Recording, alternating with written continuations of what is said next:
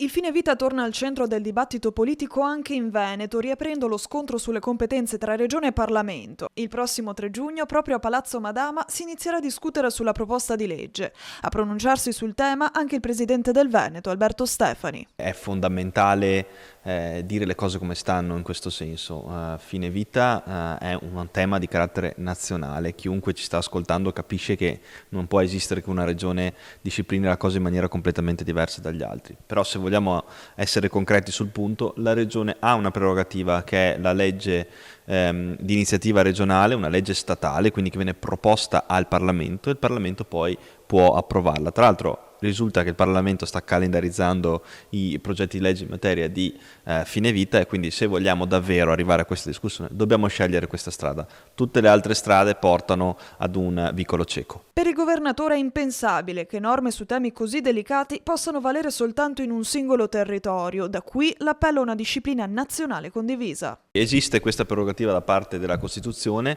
le sentenze della Corte Costituzionale sulla legge toscana e sulla legge della Sardegna che hanno provato a disciplinare in via autonoma, quindi a livello regionale, il fine vita sono state smantellate.